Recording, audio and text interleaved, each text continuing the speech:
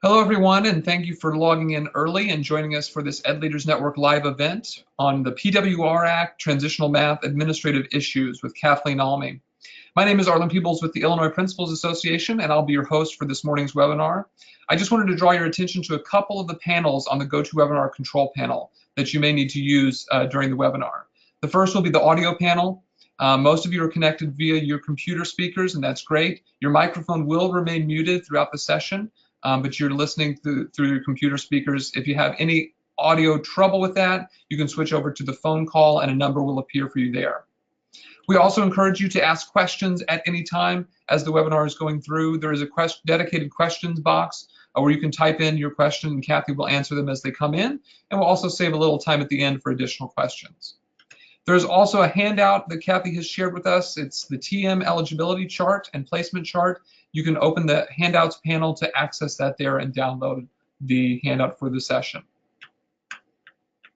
And that's all the updates you have for me. I will now start the recording and turn you over to Kathleen Almy. Kathy, thanks for joining us this morning. Thank you for having me. Hi, everyone. If you're dealing with the polar vortex like I am, you might be home listening to this webinar. So we're going to talk about issues specific to administrators today, high school administrators, related to PWR Act Transitional Math. I was looking through the attendees list. Some names I recognize, some I don't. So what I want to look at first is like what we're going to do in terms of the agenda.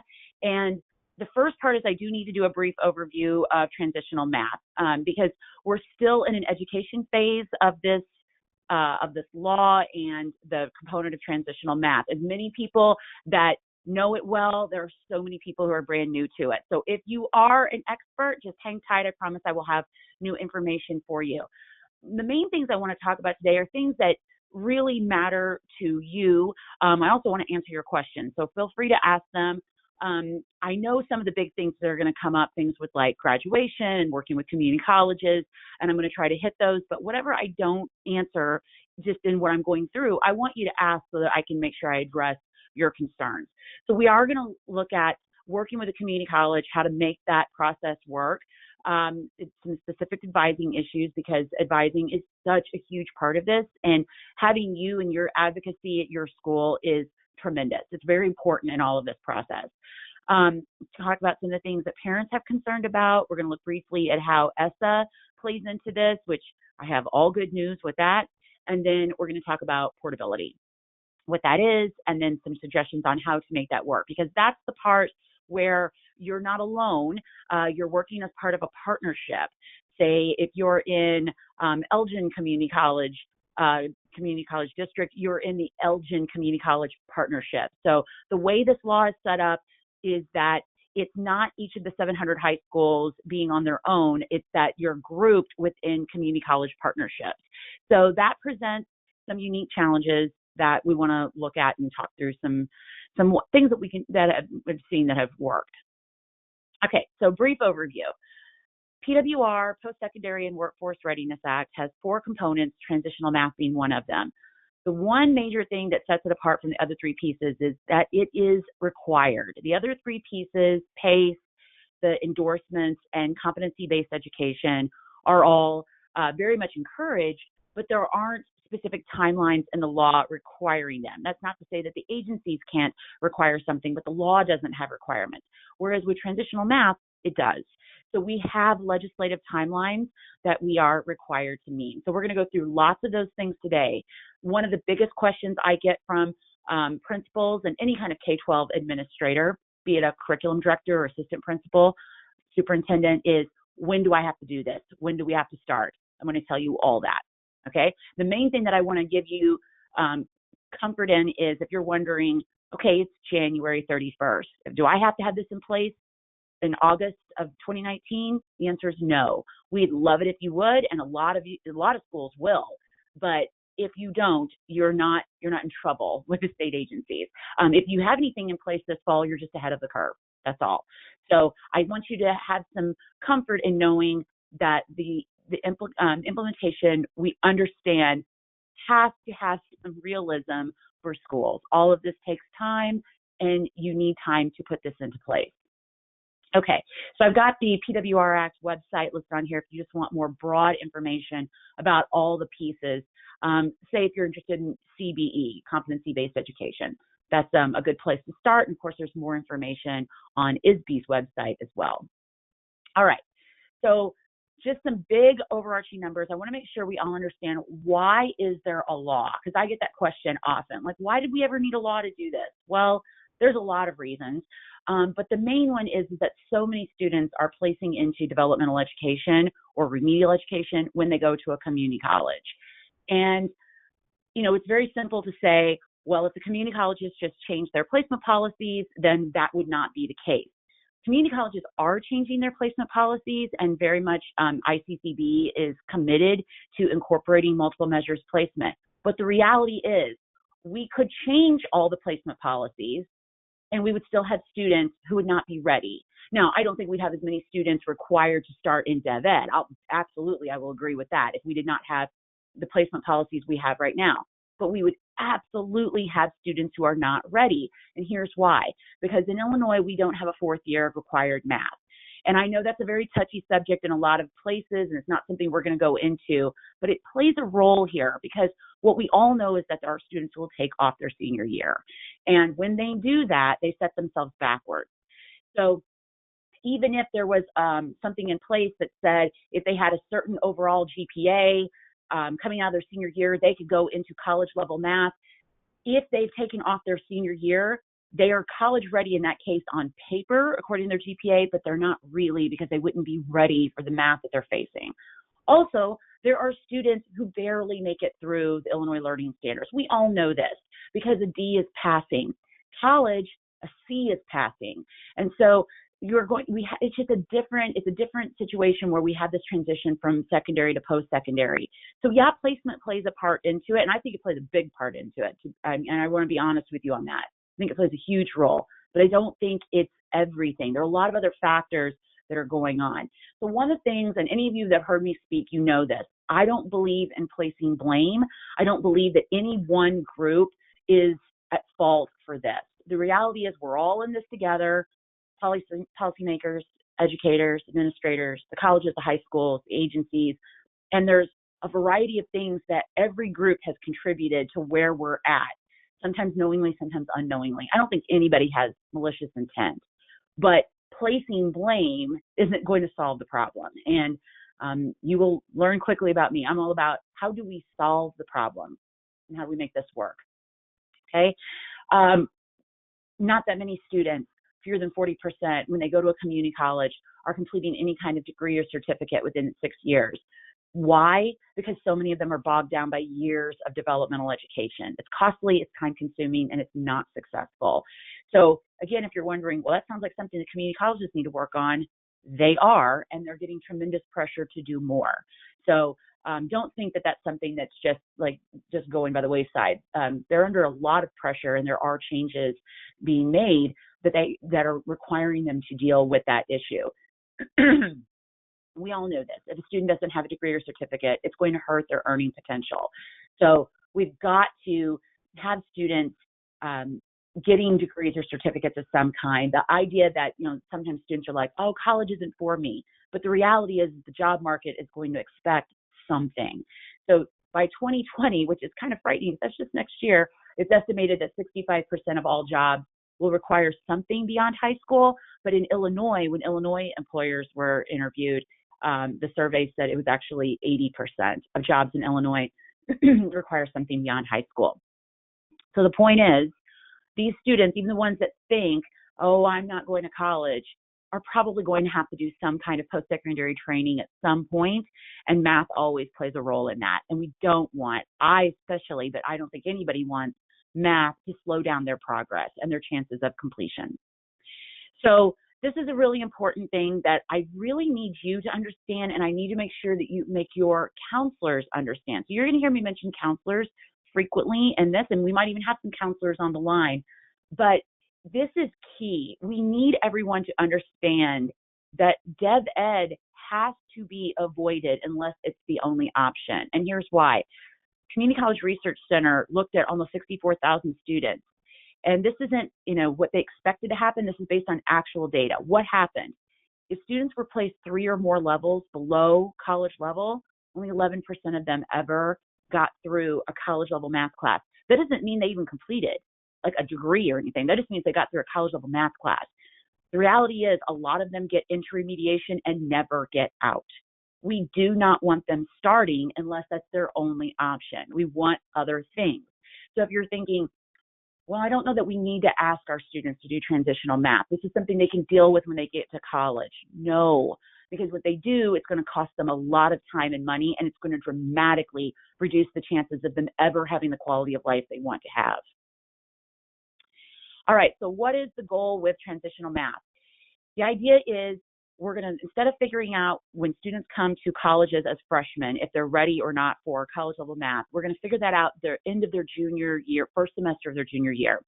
And I'm going to show you the metrics that determine that at the state level. How do we determine who is going to be ready for college level math and who is not? If they're not, we're going to put them into a transitional math course their senior year. Now, are they required to do a 4th year of math? No. So it's not that they have to take this 4th year, but we should be advising them to take it. If you're wondering, okay, then what is mandated?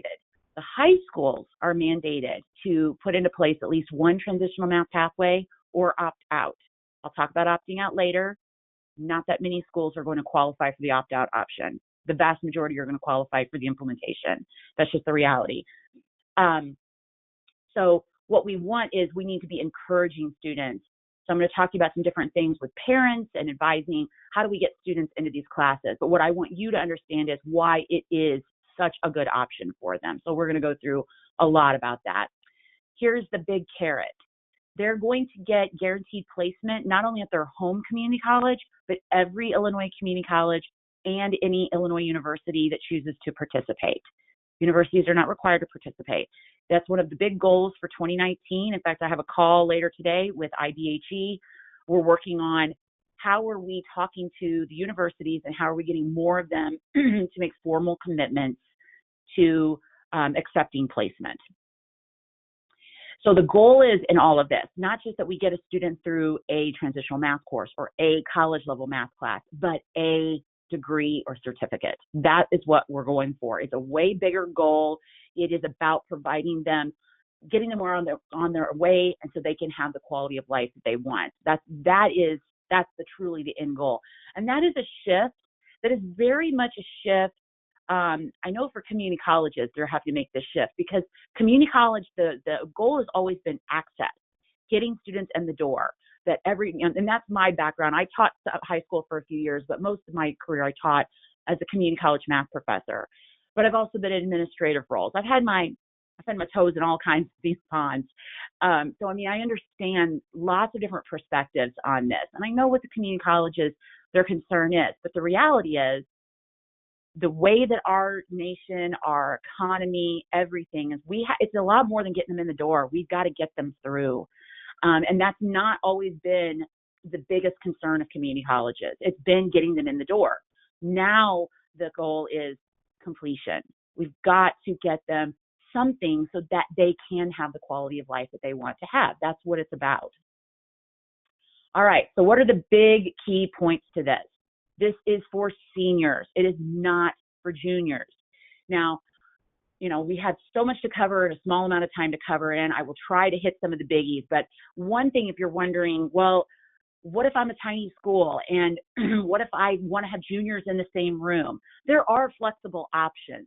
But in terms of who gets transitional math placement, that's something for seniors, and that's what the law says. That's not Kathy, that's the law. So, and it's for seniors who have met the state graduation requirement of 3 years. We're going to talk more about that in a minute. There are options if they haven't met the graduation requirement, but that's who this was intended for. So if a student passes with a C or better, a transitional math class, they get guaranteed placement for 18 months. That's what the law says. So it's not forever. It's for 18 months after they graduate. And that is transcripted at the high school level. So on the high school transcript, you're going to get a particular code called a portability code. More on that towards the end of this webinar. And that code, when the college sees it, they know what placement to give your student. That's how they know. And it's not just your local college. So if you're wondering, Do I have to have like a particular name of a course? There are no standardized course names. You call it whatever you want. What is standardized is a portability code, and I'm going to talk to you about how do you get that code. There are requirements to get that. The courses are based on meta majors. So we're going to look at the flow chart in just a little bit. You get to choose, pardon me, I keep having a frog in my throat. You get to choose 1 semester or 1 year courses. You can have both. If you're a large school, you can do whatever you want in terms of length of course. These courses are not based on seat time. Placement is based on a grade. It is not based on a placement test. So your students are not going to be required to take a placement test when they get to their community college. Potentially, if the university that they go to does not opt into transitional math, then they might have to take a placement test. Or if they don't like what transitional math gives them for placement, if they want to go to even a higher course, they could elect to take a placement test. But the transitional math removes the requirement of it when they come to a community college. There are new ISB SIS codes. They are on the Transitional Math website that I'm going to give you the link to, but they're also in ISB's curriculum guide, the latest one that they have. The transitional math courses are listed there. These are courses that are offered at high schools. These are not offered at colleges. They're at high schools by high school teachers. Dual credit qualifications do not apply. This is not dual credit. These are high school courses to high school students offered by high school teachers. The vast majority of the time will be a high school math teacher, but it may not be. It may be that someone takes the competencies for a particular pathway and they embed them into another course, like a technical course, like a manufacturing course. So that is allowed. You could have someone other than a math teacher teaching it. The statewide MOU, we do have an MOU template that is on the website that I will give you in a little bit. On the MOU template, if you do have someone other than a math teacher teaching the course, you need to state how is that person interacting with a math teacher, so that, because for their own benefit, because they may be like, I'm not a math teacher. I mean, I teach a lot of math concepts in my manufacturing class, but I'm not a math teacher. How do I know these students have met these math competencies? There's a requirement that you indicate how that department is working with the math department in some way, shape, or form.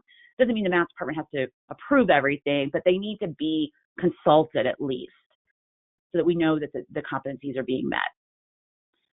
The goals of this we talked about, but what are the outcomes and the benefits? We're going to better serve all populations, and that's going to improve equity and access. This is going to improve your ESSA score in the CCR category, which I know is a tiny percentage of your overall ESSA score, but it matters. All those categories matter. So we'll look at that. We're going to have fewer students in Dev Ed, more students in college math, and that should increase completion rates. That's what other states and other schools are seeing with this.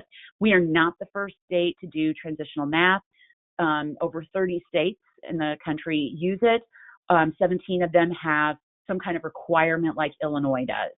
So this is, we're not the guinea pigs on this, which is good. We're able to learn from the other states of what's working and what's not. Here's a big one. We're going to have better alignment between K-12 and colleges. And of all the work that I do, I would say without question, this is where I spend the majority of my time, is this connection between K-12 and colleges. Everyone has the same goal. Everyone wants students to be successful, but everybody does not have the same perspective and philosophy on how that happens. So that's where there's sometimes conflict.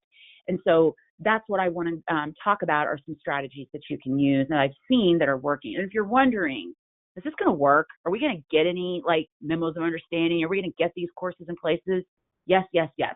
We're already seeing it. It's happening. It's going to happen. So I just want you to have comfort in knowing that the process is moving along very quickly, and you should be optimistic that you will have an agreement within your partnership, and this will benefit your students, because that's what this is going to do. This is ultimately going to benefit your students tremendously. All right, so this is the flow chart for transitional math. The bottom row are the options that you have. You need to pick at least one of them. At least one transitional math pathway. The law says if you don't know which one to pick, or your students don't know which one to pick, you should go for the middle one, the quantitative literacy. So the idea of these courses on the bottom row is that it's for the student who's not ready for dual credit. They're not ready for AP. They're not ready for college algebra their senior year. They're not ready for these more challenging courses. Okay, maybe they haven't taken Algebra 2, maybe they have, but they haven't learned it. Okay, that's who this student is. And if you want to know who that is, that's the middle 50% of most schools' students. This isn't your very, very lowest, and this isn't your very top student either. And when I say middle 50, I'm not talking about necessarily overall, but I'm talking about in terms of math. You could have your valedictorian in a transitional math class. There's a lot of students who are fantastic academically, but math is not their best course, and they struggle with it. We know all kinds of people that have it. It's a very common thing. You may have felt that you were that way as well in school. So that's what this option provides. If the student's like, I know I'm going to college, I know that I'm going to have to take college math, but like if someone asked me, could I do dual credit my senior year? And they're like, no, not really. I'm not really ready for that. That's what this provides. It provides something for them. Keep them in a class and get them something for it. Not just keep them busy for 9 months, but get them placement, which is huge. So what are we doing in these courses? We're not just doing the same old, okay? So the idea is all of these courses are supposed to be contextualized to the college courses they're going to take, to careers. They're supposed to be realistic, and it's not supposed to be contrived applications. It's not supposed to be juvenile. It's supposed to be something that's actually applicable to a 17-year-old or 16-year-old that's a senior in high school. There is algebra in all of the courses, but I would not call any of these courses an algebra course because that's not the point of it. The point is get them ready for the outcome course they're going to take and do it in a new and interesting way that's motivating and engaging and what research says works. That's what we're going for. Okay, so seniors who have taken 3 years of math but are still not college ready. Okay, and if you're wondering how are you going to know who that is, I'll show you in a little bit. And I mentioned these. It's probably going to be about the middle half of your students. It's not a dumping ground. I hate that expression, but I have had people ask me that. So is this where we put the students who are just, they can't do anything and they're really, really, really low? No, that's not what it is. So transitional math isn't going to be for everyone. It's not going to solve all of our problems. It's not going to solve the graduation problem. That's not what it was not designed for. It was specifically designed for the student who's been through their 3 years, but if they had to take a placement test, they would place it into developmental math. Or if we were even looking at other things, not just placement tests, but if we were looking at their grades, what their teachers say, they're not ready for a higher math class their senior year. They need something more, okay? So we'll look at the exceptions in a little bit. If you're wanting to know what's the content, what is required, well, we have a competencies and policies document that's on the website. The website's at the bottom of this screen. And you're going to get these slides, so I don't want you to worry that you have to copy everything. Just one second.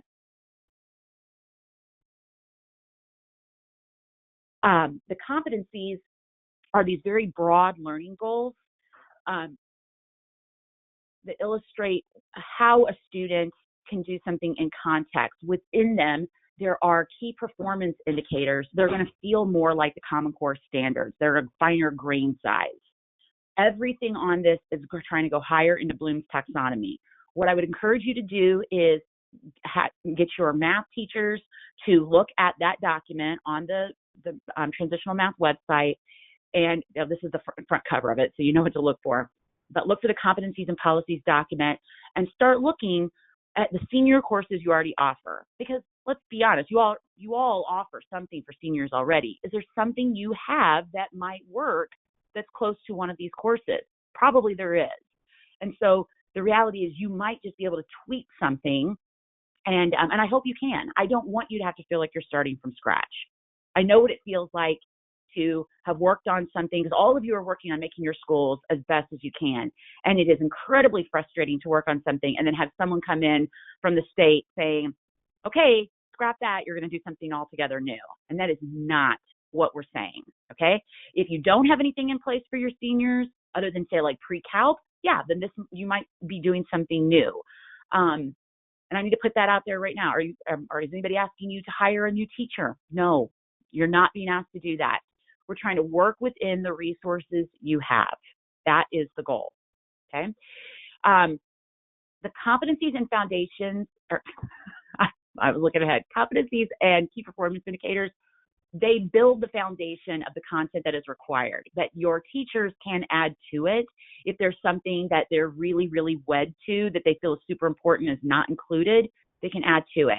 The thing I always tell teachers is be careful how much you add to it, that you don't basically, get yourself out of time. You don't want to make yourself so compressed on time that you can't do what these courses are supposed to do, which is work on big problems with students, give them time to work in groups. If you add too much more, you're going to feel super pressed on time. That's not the goal. We want students to be successful. They're going to need time. So here's an example of the kind of problem that a student might be working on. The math behind this is 7th grade math. If you're speaking of like ratios and proportions, that would be a 7th grade topic. But that problem is not a 7th grade problem. That's a problem that an adult would deal with, and it's very challenging. It's a dosing problem. And this is the kind of thing we want to give these students. And we want to have them have time to work with them. And, it's going to take time to solve a problem like this, but not come in and say, and today we're going to do ratios and proportions. They've been doing that since they were 11.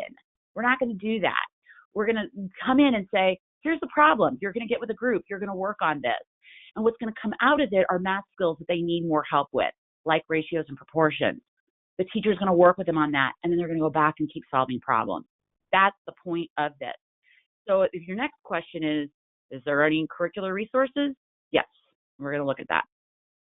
Okay, so the whole point of this is we want to give students a different experience their senior year. Now, if you have fully implemented Common Core and you use task-based instruction, and there are schools that do, this might not be a completely new teaching experience, but the content, there might be some new things in that, how it's developed. The actual skills that are behind this, virtually none of the skills are going to be new to the student. They've all seen ratios and proportions or solving basic equations. The problem is they don't know why they were taught that a lot of times, and they don't know how to use it in real life. And when they get into, let's say they're going into being like an RN, when they go to a dosing class and they see a problem like that, and the teacher's like, well, you had math, you should be able to do this. And they're going to be like, I never had math that looked like that. Of course they didn't. And that's nobody's fault. What we found, though, is if we can bring problems like that to students before they see them, it's going to help them a lot. So that's what we're going to try to do. All right, let's look at curriculum, what's being developed. And I am seeing some questions in the chat box or the question box. I will get to all of them. I'm so happy we're asking them. Yes, I will answer those. So if you're wondering what is defined, in terms of competencies and KPIs, that is in that document I just mentioned. And that's the required content. However you cover that is up to you. So it's like the Common Core standards, in that the state does not tell you there's a textbook you have to use. However you want to cover them, that's your call, okay? That's still true here. But we do have free materials that are being developed at the state level. Now, this is not the Model Math Curriculum Part 2, okay? That's not what this is. With the timeline and the funds that we had, we were not, the work groups that I was able to put together, they were not available and had the time to do a full curriculum. That takes years. So one of the things that they're doing is they are finding, they've been finding good quality content that aligns with not just the content, but also the pedagogical approach, this task-based, realistic, authentic approach. So the curriculum group has been finding free content that exists, and they've been writing, I wouldn't call it a lesson plan, we call it a task template. It's a guide for a teacher on how to put it into place in their classroom.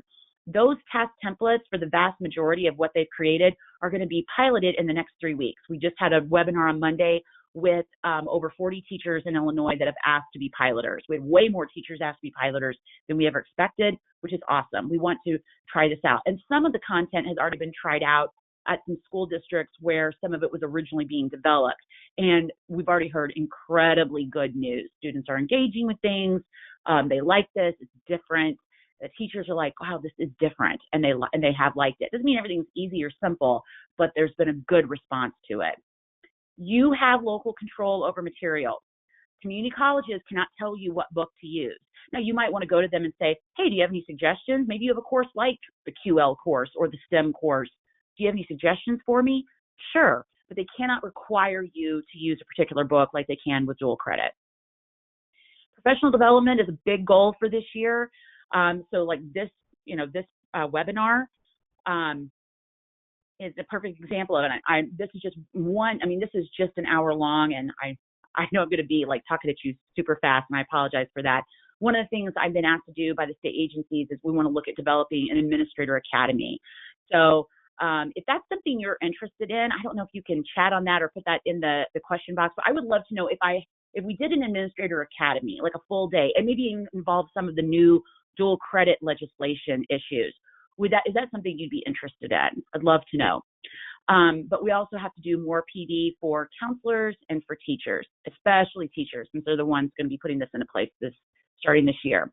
So later this spring, there's going to be a lot of short webinars that are going to be on the new website, so that teachers can watch the things that they need in little small snippets. They don't have to watch great big webinars all at once. But we're also going to do some regional face-to-face workshops in the summer. And we'll also do some longer webinars, like maybe an hour-long webinar for like Q&A after the teachers have watched those short webinars. We know that there are teachers who are going to be able to get to the face-to-face ones, and we know there's ones that can't. So we're trying to provide as many good things virtually as possible for those who can't travel or, for funding reasons or whatever. Our goals tentatively are to have 4 different one-day regional workshops for teachers in June, one in Chicagoland, one in the north part of the state, the central part of the state, and the southern part of the state. And I'm originally from Southern Illinois, so I know where Southern Illinois is. It's not Bloomington. It's like much further south. I grew up in Marion. So for those of you in Southern Illinois, I know where you are. And we want something for all parts of the state. And when I say low cost, we're thinking like $20, just so that we can cover the cost of snacks and lunch. And I guess if someone they could bring their own lunch and they could opt out of that cost. So we want to keep it really, really, really minimal cost. Where we're going is this fall is when PWR Transitional Math courses will roll out. We'll have portability processes in place. More on that in a second. The resources are going to be available June 1. Again, you don't have to use them, but if you want to use them, that's when they're going to be available. And so, yes, a school could use them this fall if they wanted to. We have a statewide MOU, and more on that in a minute. And we will have portability codes in place. Okay, so let's talk about when you have to do this, what's going on. This data is from a survey that I did a year ago. It was estimated to give us a sense of where we at. Based on what we think, we should have around at least 200 high schools. So these numbers are not exactly, and I apologize for that. They're not exactly where we're at now. Things have adjusted over time, but we're thinking around 200 high schools in the state will be doing some kind of transitional math this fall. The scaling will take place over the next 3 to 4 years. So what's happening is ISB and ICCB, actually, we have a big call tomorrow. They have been presented with implementation options. They're going to let me and some others that have been working on this know what they like, what they don't like, what they want tweaked, and they're coming up with a phased implementation plan because that's what the law requires.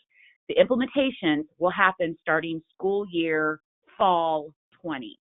So you will either be required to start fall 20, fall 21, or fall 22. And you will know that all within the next couple of months.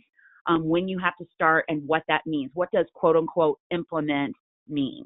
So all that information is going to be available. If you're wondering, okay, I want to opt out, can I? And if I want to, how do I? The law says to opt out, you have to be able to approve via action through your school board that it is more costly to offer transitional math than to not offer it. So I am working with ISB on specific guidelines. Actually, let me make a note of that. The specific guidelines that have to be met. ISB has definitely the requirements they're going to put in place of superintendents and school boards of what has to be done if you want to opt out. And what are some other options that if you're like, how do I do this? You do not have to hire a new teacher. There are many options.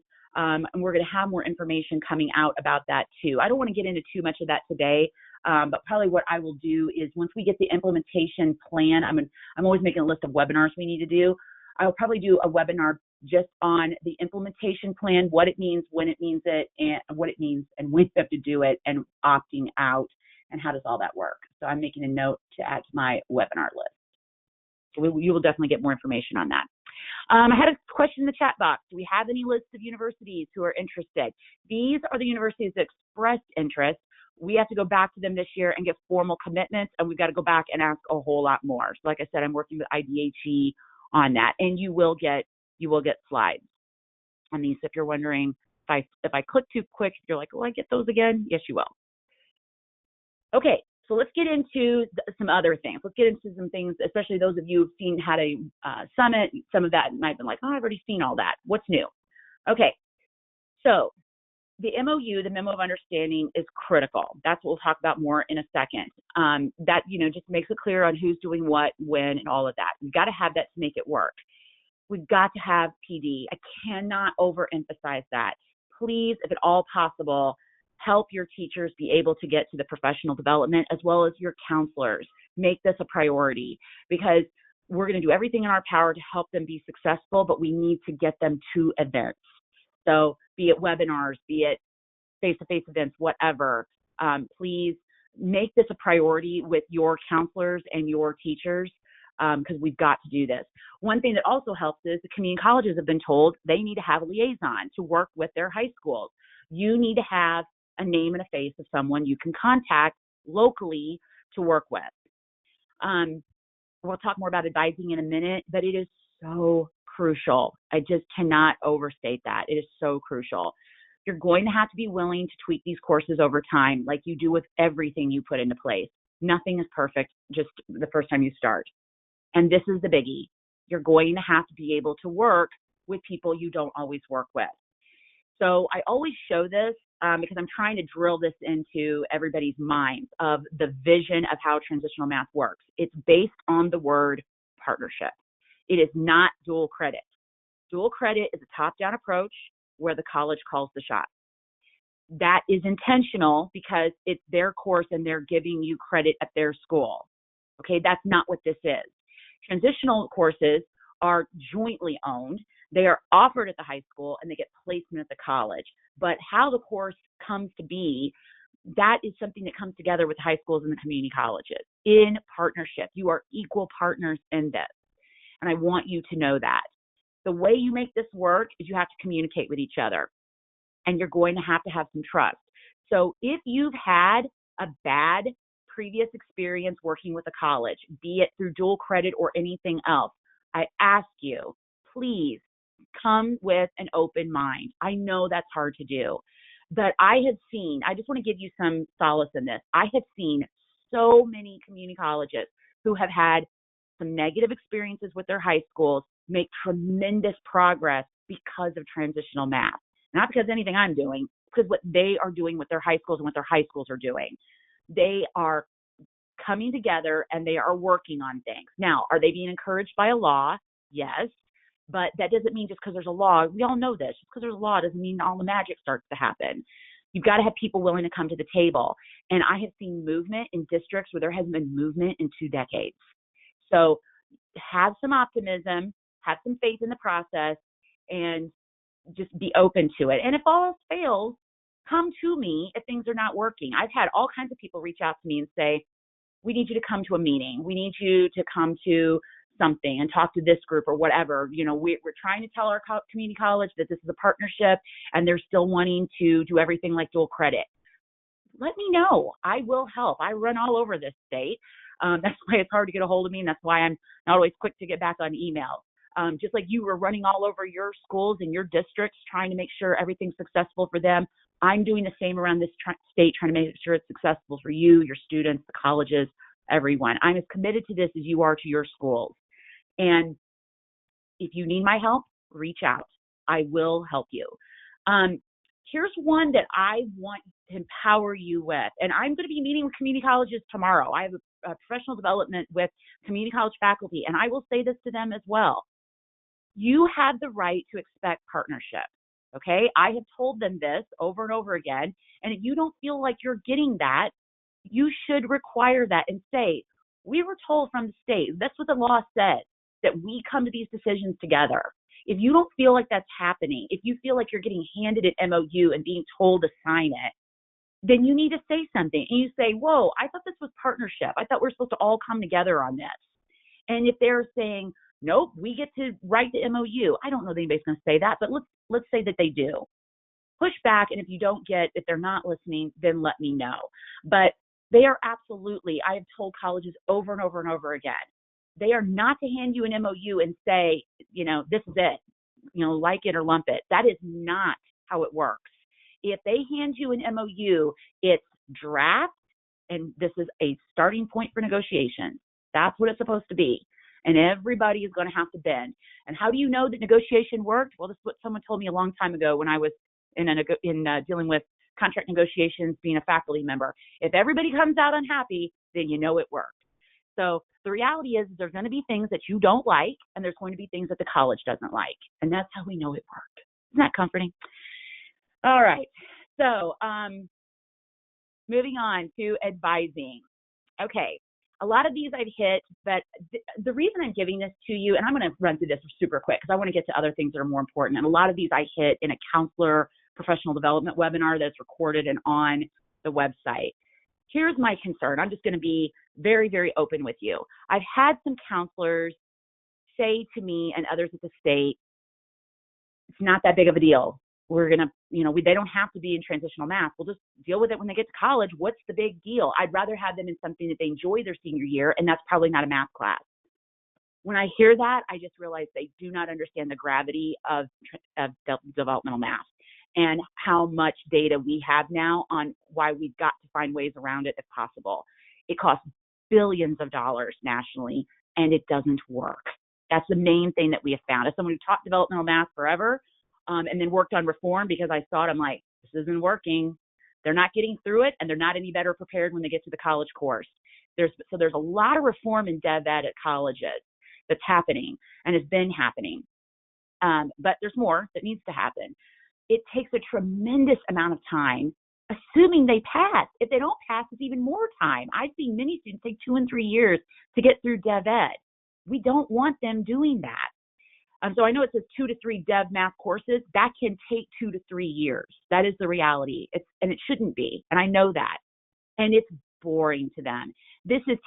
Imagine before Common Core, when you did the most traditional math classes you had, imagine doing them double the pace with nothing engaging in them. That's what traditional dev ed is. It's not motivating the students. They're like, I've seen it all before and I hated it the first time. So it does not work for these students, and it ends up bogging them down, and some of them will never complete college because of their math. And 30% of students who get a dev ed placement based on a placement test never start college. That's what we know. So we have to try to avoid this at all possible. So someone asked, if they have the portability code, does that eliminate the need for them to take a math placement test? Yes, that's the whole point. If they take a transitional math course that's been approved portable and they have that code on their transcript, they get placement into particular college level courses. Now, they don't get to take calculus, but like if they did the transitional quantitative literacy, they get placement into 4 college level non-STEM math classes. Okay. Now, if the course they want to go to isn't one of those 4, they can take a placement test to try to get into that higher course, but they're not required to because they do have courses they could already get into. But if they don't like those courses, then yeah, they could take a placement test to place higher. Any student can do that in college. All right. So to beat this horse dead, we don't want them in dev ed unless that's the only sound option. All right. So this is the handout that Arlen put on in the handouts. It is an editable Word document. It's not a PDF. This is just an image of it, and I'm not going to go deep into this. I would love for you, it has 2 pages. This is the second page, but I made this for your counselors, and what I would love for you to do is look through it, see what you like, and see what you want to simplify. Now, I will tell you what you can't simplify. All right, so this big blue box in the lower left-hand corner, that's state policy. We have to abide by it. But if there's if you're like, oh, it's just, there's a lot of words on it, I want it more graphical, I want it, simpler looking, I don't like the flow of the I don't like the colors, whatever. Make whatever works for you as long as you're abiding by the rules involved. I was just trying to give you one visual to go off of. And this is on, the download of this is also on the Transitional Math website as well under the advising tab. So what we want is at the end of the first semester of the junior year that counselors are going through this decision-making process with their juniors. And this is that you have to think, are they going to meet the high school graduation requirement? If not, that's their first priority. And if that's the case, but they're willing to take 2 math classes their senior year, they still could do transitional math. They may not want to, though. That's the only thing. But if they've met the state graduation requirement, then we start looking at, okay, are they going to be projected college ready? That's what this big blue box is about. Those are the state guidelines. A student has to meet 2 or more of those bullet points to be considered projected college ready. If they are, then yes, they're ready for something, then that means they're in something higher than transitional math their senior year. If they're not meeting 2 of those indicators, that means they qualify for transitional math. So I'm hitting that very, very, very quickly, and I know that. That's why I want you to take the handout and take some time, especially if you're on a snow day and you have 10 minutes. I would love for you to go through and really read this in depth to make sure you understand it.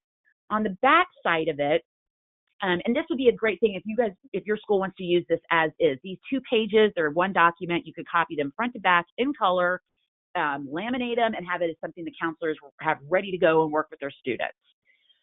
Or make whatever chart works for you. Then you have to figure out which pathway you're going to offer. And I cannot go through all the minutia of this due to time constraints, so I really would like you to read through this. But if you're just like, okay, I know we got to put a course into place. I really don't know. Students are going to know. We don't know. I would definitely direct you towards the QL. That's what the law says. The middle one, this quantitative literacy, is the default because it's such a good course. Students can get through it. They get placement into lots of, 4 non-STEM math classes. So this is your student going into Associates of Arts.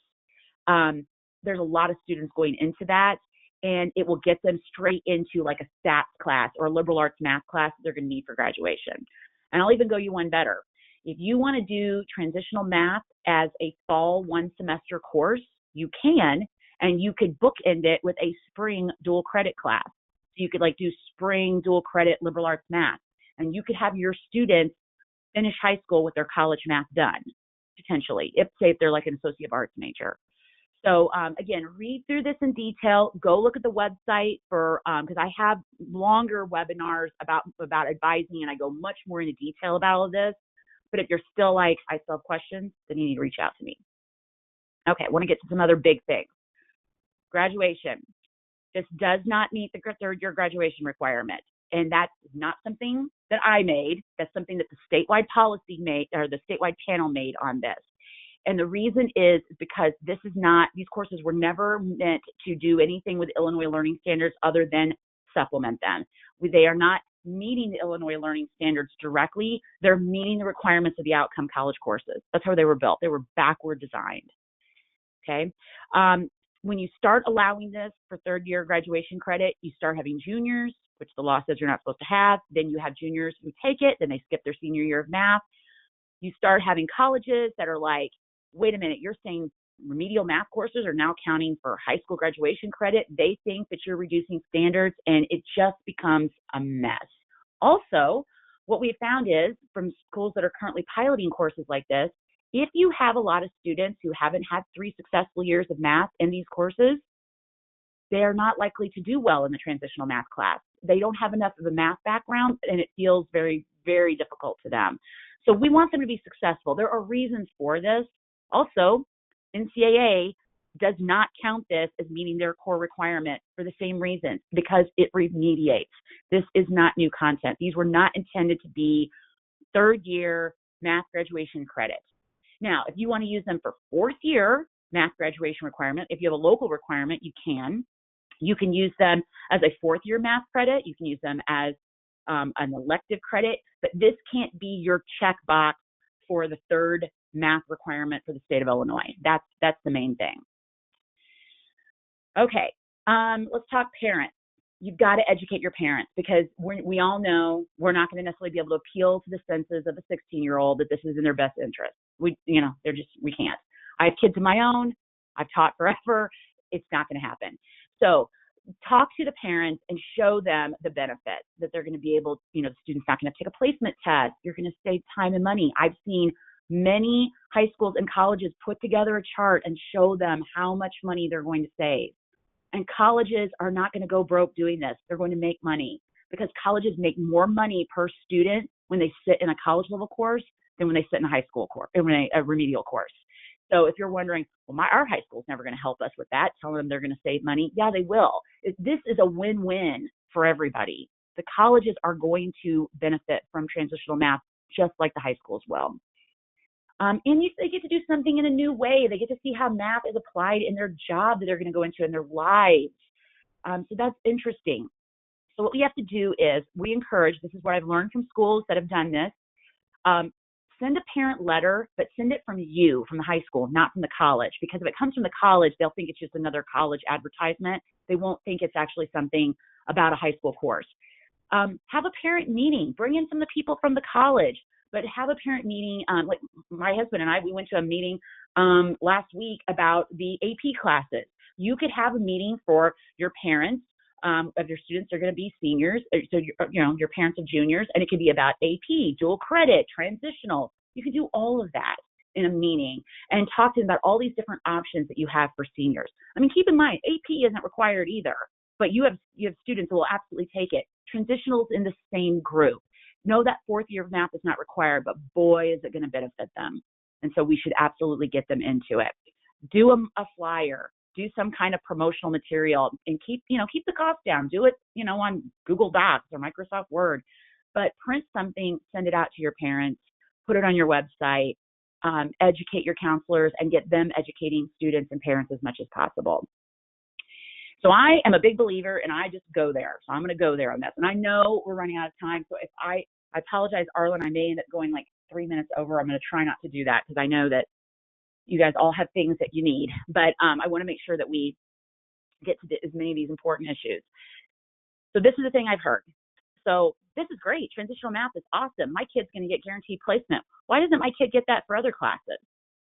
And that's a really valid concern. And it's something I have brought to the state agencies and said, okay, we're going to have to come back to this, because that is so valid. You've got kids taking calculus that don't get guaranteed placement, but if they take transitional math, they do. That's something that needs to be worked on, and it is being worked on. I want you to know that, but they're going to ask that, and I understand that concern because it was one of mine from the get-go. So here's what you need to be aware of. You're going to have parents who their student, the next class they should take should be pre-calc, and they're going to be like, nope, put them in transitional math because that's going to get them guaranteed placement. I understand why they're doing that, because they think that's in their best interest. Mathematically, it's not, but I understand they think college-wise it is. So at the end of the day, they have to make that call, but that's not what we would prefer. But I do understand where that's coming from. To give you some peace of mind, the colleges are making some big changes with placement already that will abate this some, but more changes are in the works. So I know that doesn't help you in 2 months from now, but I do want you to know that it's no longer, hey, one of these days, the colleges are going to work on placement. No, it's pressing and it's right now. And actually, there's a webinar tomorrow from a group that's putting forth legislation about a group in the state that's committed to college completion. They're putting forth legislation. I don't know what will happen with that, but that legislation does deal with placement and what the colleges are doing.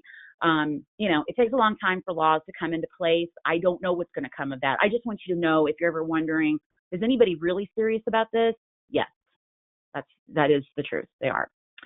All right. The big deal about ESSA is right here. Your students taking transitional math just gives you one more way that you can check off that a student has met these academic indicators that you need to be able to show college and career readiness. So this is, you have all these options with math. Transitional math is just another one of them. It just makes things better for you. That's the main thing. I don't want you to think it's going to hurt your ESSA score. It's going to help it, because it's another way that you can meet that requirement. Okay, last thing we need to talk about, portability. The idea of portability is this. you're going to work within your partnership. And your partnership, I'm just going to get to this, your partnership, like I was saying, the Elgin Community College Partnership, is going to submit one transitional STEM course, one transitional QL course, and one transitional tech course to the statewide portability panel. That panel is made of high school and college math teachers and administrators, mostly teachers, but there are administrators on it because their perspective is so needed in this. And it's modeled after the Illinois Articulation Initiative, IAI. So that's been around for 20 years, and it's a process where faculty in 2-year and 4-year colleges look at courses and determine whether or not something's transferable throughout the state. So the way the law was written for PWR is that there's going to be this portability panel, like IAI panels, that is made up of mostly faculty that are going to look at course submissions, but it's for a partnership, not each individual high school. And if that course meets all the competencies and the policies, then, and that's why you need to go and look at that competency policy document. You need to go look at the MOU template that's on the Transitional Math website. If you meet all those requirements, then you get to put the portability code on your student's transcript if they get a C or better. You cannot put the portability code on it unless your school has received portability and your student has gotten a C or better. So there are limitations on when you can use it, but you already have that. It's just like AP. You don't advertise they have an AP of 4 unless they actually took an AP course and got a 4 on the test. It's the same thing. So if you're wondering, how does that whole representative thing work? Is it my school's course that's going to be picked? Is it my school down the street, their course is going to be picked? How does that work? This is what we came up with. We do not want the high schools being the ones that determine this or the colleges being the ones that determine this. We want this to be done in partnership. So what the portability panel came up with is advising you locally within your partnership to create a local advisory panel with basically half high school and half college people. Now, this could be like 4 people. It could be a high school and college math teacher and high school and college administrator. Not from each high school. It could be like all the high schools get together and say, okay, that one high school, they are often very active. Let's send their principal, and this other high school, we've got a math teacher that's really active. Let's send them. And then the college is like, well, we've got this one math teacher and this one administrator that are really active. There's our panel of 4. They're going to look at all of the courses in our partnership, and they're going to pick the representative ones that go to the statewide panel. And they will also be the ones that get the information back from the statewide panel if anything needs to be changed. And they will get that information back to you as a principal or an assistant principal and tell you, hey, these are the issues that we saw in your course. And for us to get portability or keep portability, you're going to have to make a few changes. I have hit that too fast, and I know that. So what I'm asking you to do is if you go to the Transitional Math website and you go to the portability tab, I did a webinar on December 6th where I went into grand detail about this. I encourage you to watch that and to reach out to your community college and say, hey, have we made a local advisory panel yet? I think that would be a really good idea so that we're all represented in this, and the high schools and the colleges both have a say in what's getting sent to the state and what gets done after we get information back from the state. Okay, your Memo of Understanding. I've already told you there is a statewide MOU template. You're not required to use it, but it's going to save you time and money because you're not going to have your local lawyer draft something because a lawyer wrote this and then it went through legal counsel through ISB in terms of before we actually posted it. So that's not for anything right now. It's for courses starting fall 19 and beyond. There is one MOU for every partnership, meaning you and the school down the street and the school two towns over, you all have the same MOU with your community college. So that's a challenge. I know that. And I know we've got to wrap up. So I'm going to do this pretty quickly. The main thing that I want you to get from that is that there are going to be times where there might be a policy that comes up and you're like, that doesn't work with what our board says we have to do. This is already determined by the statewide panel. If there's a statewide transitional math policy that conflicts with a local policy, the statewide policy trumps your local one. Now, that usually that irritates people, and I understand why. What I've seen though is usually a compromise can be found, and usually there are ways that we can make most people happy with things and not have anybody feeling like we have to do something totally different. But if you do, keep in mind, you do this with dual credit too. You do this with AP. Sometimes with these courses, where you're getting something at the college level, sometimes there are some outside requirements, and transitional math is one of those as well. Sometimes there's some outside requirements. Okay, I've got to get to some questions and we've got to wrap this up.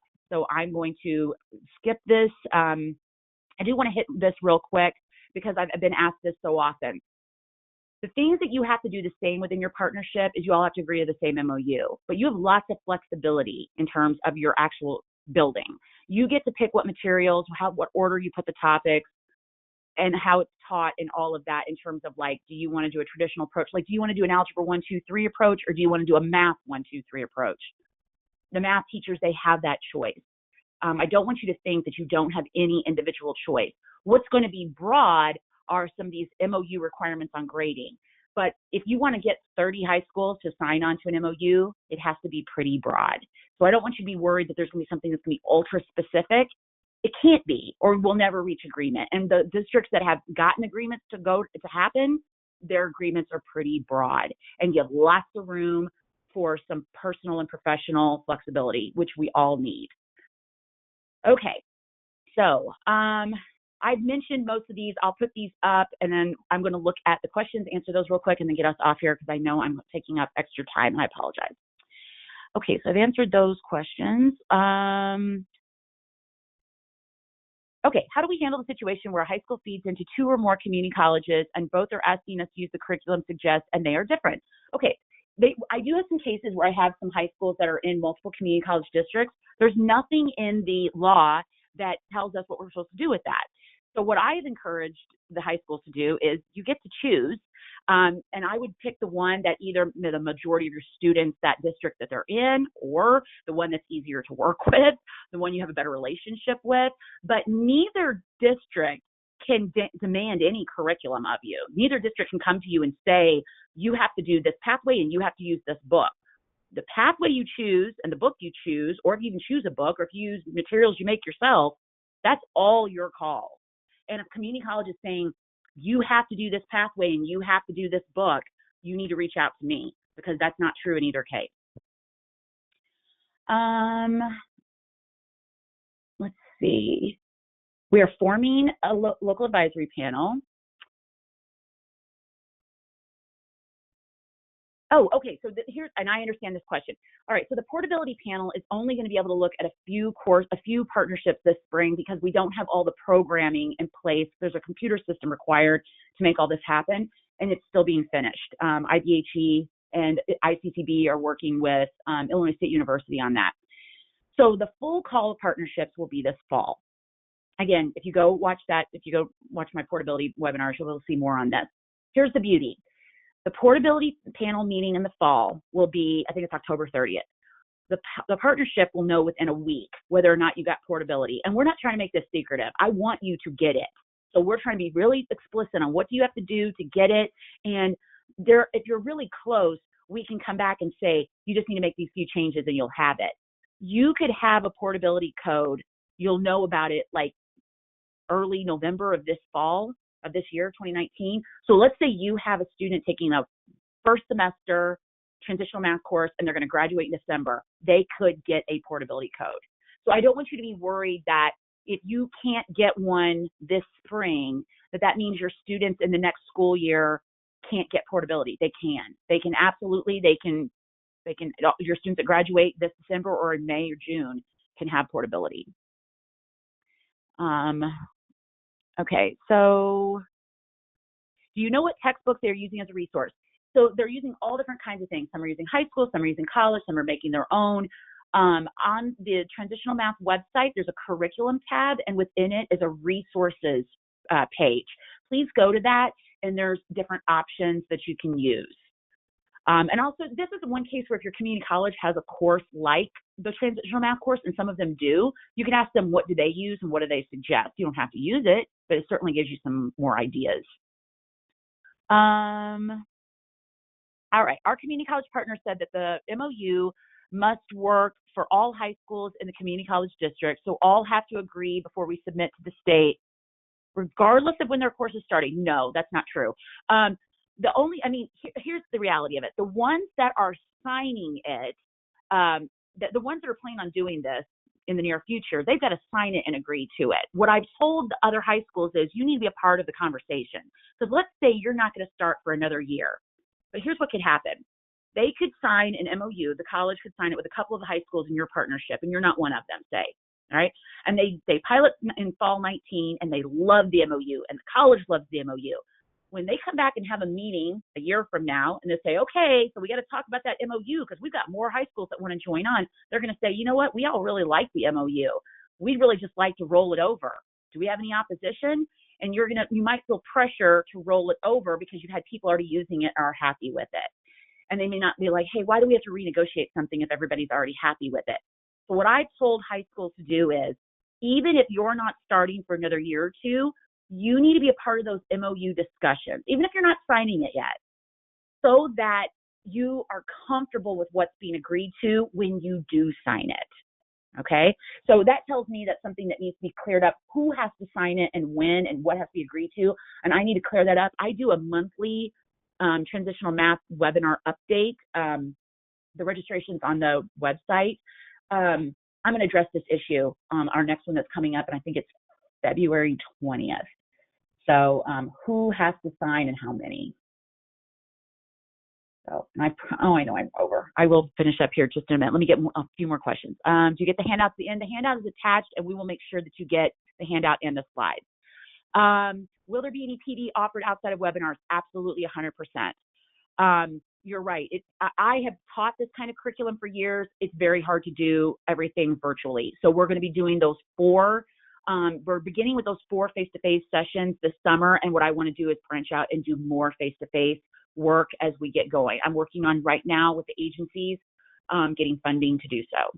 So I completely agree. We need more PD and it needs to be in person whenever possible. Okay. I'm 7 minutes over and I super apologize. We will get you documents and slides. And let me give you my email in case you need to get a hold of me. It's kalmy@niu.edu. This is the website again, iltransitionalmath.org. If you need something, let me know. And I really appreciate you giving me your time, especially if this was your snow day. I really appreciate you giving me your time. Good luck to you. And if you need help, just let me know. Thanks. All right. Thanks so much, Kathy. This is Arlen Peebles again from IPA. Appreciate you spending some extra time with our participants here to address their questions. Kathleen, that's wonderful. I'll be following up with an email to everyone that'll have a link to this recording. It will have a link to the PowerPoint and a link to an evaluation that once complete will trigger the ISB evidence of completion form that you'll be able to fill out and get a professional development clock hour for attending today's session. If you have any final questions, you can type them into the questions box and we'll address those. And if not, you are free to click the red X on the GoToWebinar control panel and that will log you out of the session.